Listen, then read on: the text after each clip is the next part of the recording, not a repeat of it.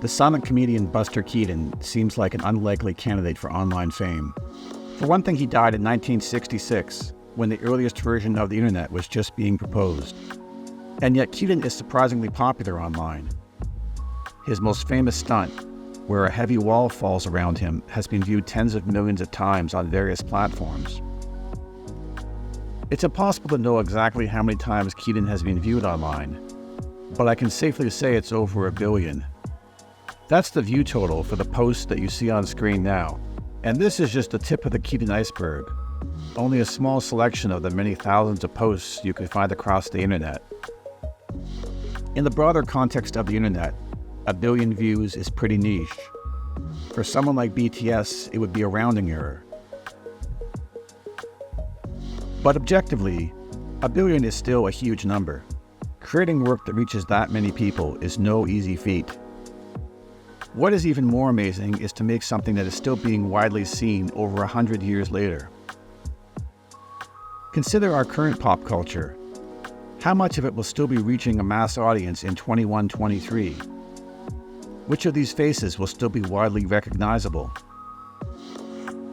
There's a natural tendency to assume that the popular works of our age will endure, to imagine some kind of a Ready Player One future where yet-to-be-born generations are obsessed with the same things that we are. But I think the lesson from history is that most things that are famous and popular will eventually fade into obscurity. Looking back 100 years can be helpful. A list of the best-selling novels of the 1920s is full of books that few people alive today will have read, like The Man of the Forest, Black Oxen, and Soundings. The same is true of the cinema of the 1920s. Movies like The Covered Wagon and The Big Parade sold millions of tickets during that decade, but that hasn't translated into a lasting pop culture footprint. Keaton, on the other hand, is still being seen by millions of people online. Why is that? I think there are a few reasons. The first reason Keaton is so suited to today's internet is the way people consume content online. One study found that 85% of views on Facebook are done without sound, which is why the internet is so full of videos like this, images with text on top of them. There may be narration, but it's not essential to understand what is going on. It's easy to draw a parallel to the media consumption habits of people a century ago, when the most popular medium was one driven by visuals and text. Today, much of the time, the smartphone is essentially used as a new silent screen. Critic Amanda Hess explored this idea in an essay in the New York Times. She notes how many things that are popular on social media, cute animals, babies, spectacular feats, were also popular subjects in the earliest days of cinema. Social media has cultivated its own mute visual culture, she writes. Facebook, Twitter, and Instagram are designed to encourage endless scrolling, and that boosts videos that are made to catch the viewer's eye without offending her ear with grating bursts of noise. She notes how clips that don't rely on sound do well online because they can be consumed anywhere and aren't limited by language barriers. A good example of this is Kabe Lame, the most followed user on TikTok. The Senegalese-born Italian content creator has racked up over 160 million followers and 2 billion likes with his brand of wordless comedy. Just like the silent comedians, avoiding the constraint of language gives his work a more universal appeal. Because Keaton can make the audience laugh without saying a word, his comedy also isn't limited by language. Just look at the audience metrics for this Keaton compilation video I made. The views come from all over the world. As it was in the silent era, Keaton's work is still being enjoyed by audiences across the globe.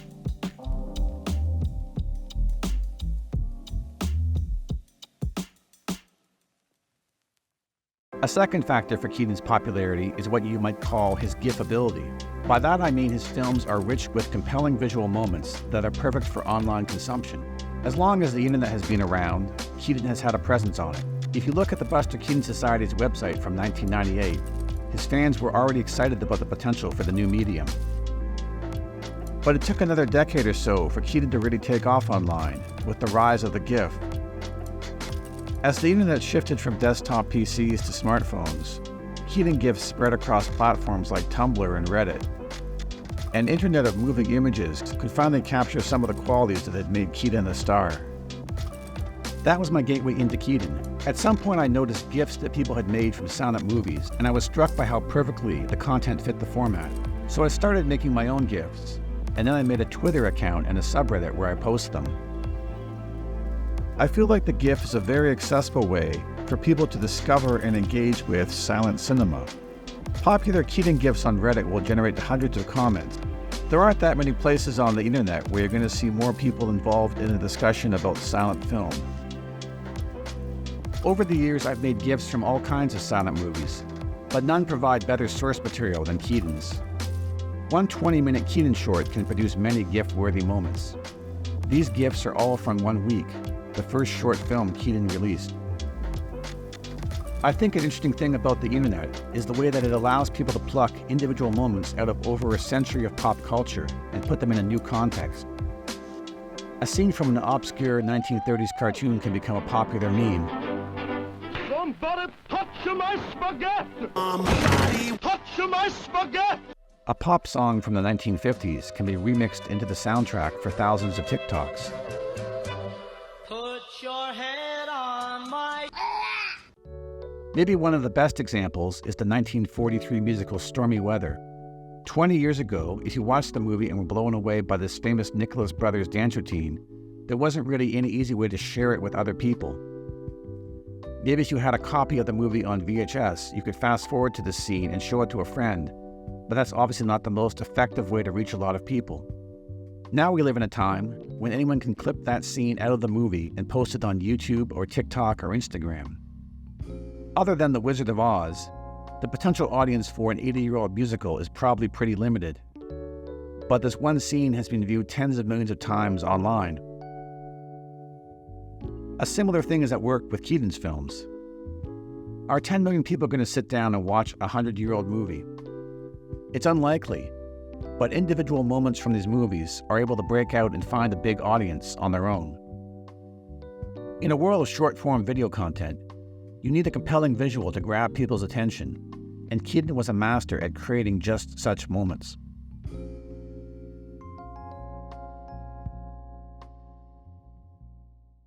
Another thing that draws people to Keaton is how real his work is. He famously did his own stunts, risking his life for the sake of his movies. The fact that he fractured his neck while performing a stunt has become part of his online legend. In an age of CGI, I think there is an appetite to see people do dangerous things for real. Tom Cruise has solidified his position as one of Hollywood's last true megastars by embracing a Keaton-esque commitment to performing his own stunts in movies. Stunts are a proven, if sometimes risky, way to get attention online. And when you're dealing with stunts that are 90 or 100 years old, there's an added assurance of authenticity. With the limited visual effects that were available in the 1920s, there was no convincing way to fake most of the things that Keaton did. His famous shot from The General, in which a real train crashes from a flaming bridge into a river, continues to amaze people almost a century later. Mr. Beast, YouTube's biggest star, showed that as much as popular taste may have changed since the silent era, people were still drawn to the spectacle of a crashing train. Obviously, Mr. Beast isn't making silent comedies like Buster Keaton. But one shared trait between the two of them is a drive to create something spectacular for the viewer.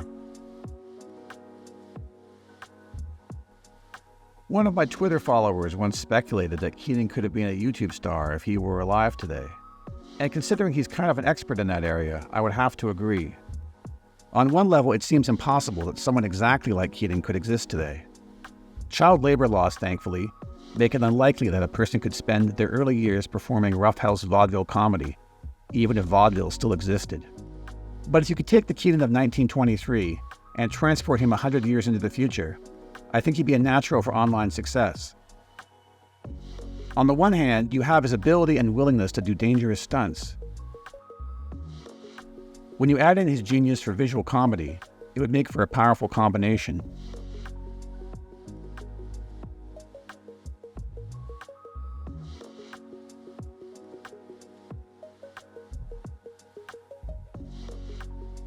The fact that he already has a lot of devoted admirers online probably wouldn't hurt either.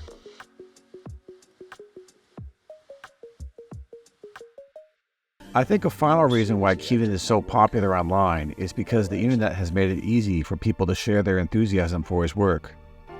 Holy shit, that's crazy!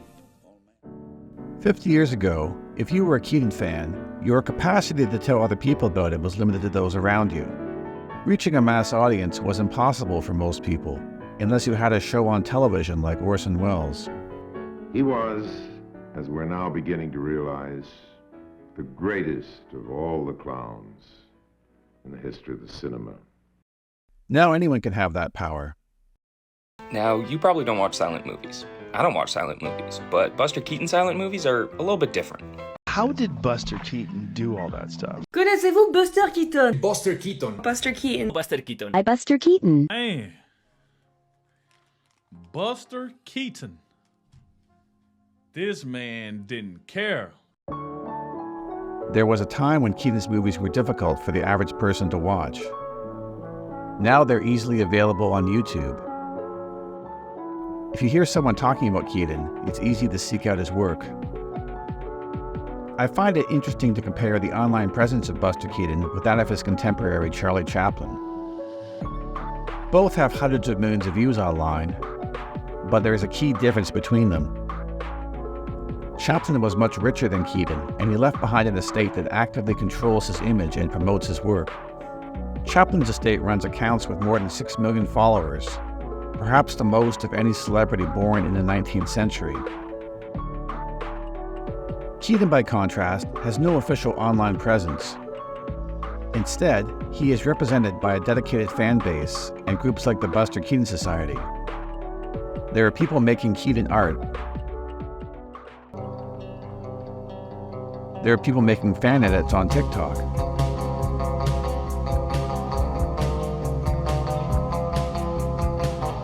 There are people making highly influential video essays about him. And that brings us to the last thing about Buster Keaton, and his most famous rule. Never fake a gag. And of course, there are a lot of people making Keaton GIFs.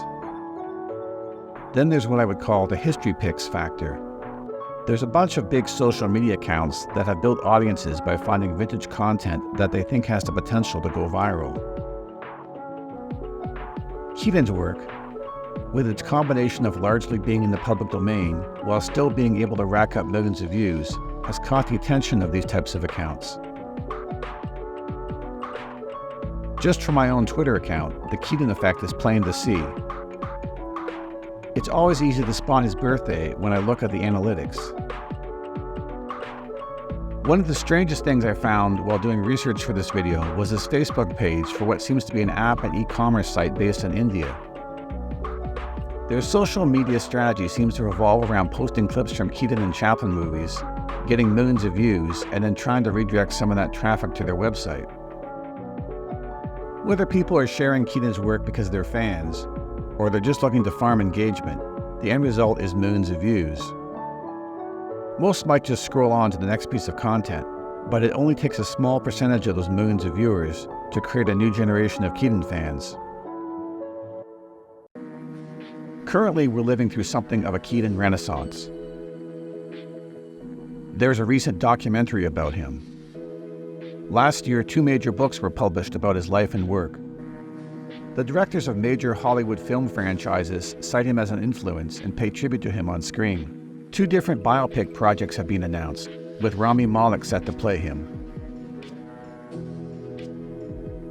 I think Keaton's online popularity helped to lay the groundwork for this. There are millions of people out there who are at least somewhat familiar with him thanks to the internet.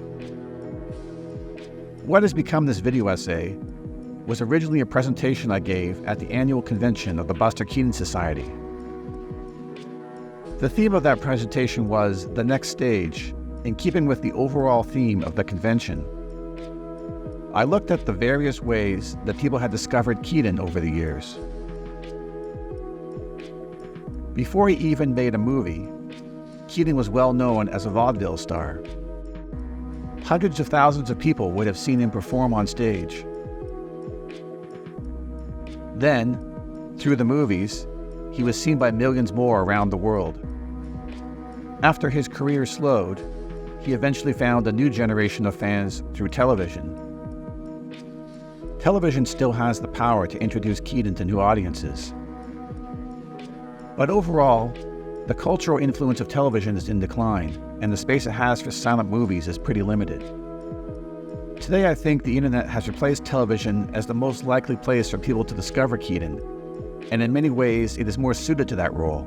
For one thing, the internet is more democratic. In the 1950s, only a small number of people would have had the power to showcase Keaton to a large audience, whether by broadcasting one of his movies or booking him as a guest on a variety show. But today, anyone with a TikTok account can take a clip from a Buster Keaton movie, add suitable music, and potentially get 1 million views. A lot of what we view online is driven by algorithms. While there can be big downsides to that, it also creates space for types of content that would have struggled to find a space on television. On TikTok, videos about knitting have over 4 billion views. On YouTube, people have built good-sized audiences by making videos about local transit. The same is true with Keaton. The YouTube algorithm has recommended my Keaton stunts video over 100 million times. It's hard to imagine television coming anywhere close to that kind of push, unless it aired clips of Keaton during the Super Bowl. What would Keaton himself make of all this? I'd like to think he'd be happy that people were still enjoying his work a century later. Maybe a bit surprised, too. Keaton lived to see many of the biggest films of the silent era lost and forgotten, treated like a disposable afterthought by the studios. Keaton's films could have become as ephemeral as his stage performances, living on only in the memories of audience members, until at last becoming totally forgotten. Yet that didn't happen. Keaton created some of the most memorable images of the silent era, and today they're still being seen by millions of people. I think Keaton might appreciate the irony that a technological innovation has created a new medium that is perfect for his work. After all, it was another technological innovation, in the form of synchronized sound, that pushed Keaton's brilliant visual comedy aside in favor of wordplay and musical numbers. While the music plays, you could dance for days to this lazy craze. Free and easy. The General, today regarded as Keaton's masterpiece, was a box office disappointment. Conversely, his earliest sound films were some of his biggest hits. Keaton at that point had lost creative control over his movies, and it must have been difficult for him to see audiences preferring a mediocre sound comedy to some of his greatest silent work. Yet time has vindicated Keaton's creative genius. The movies MGM foisted on him have largely fallen into obscurity, while his silent comedy lives on, still being seen by audiences in ways that Keaton could never have imagined.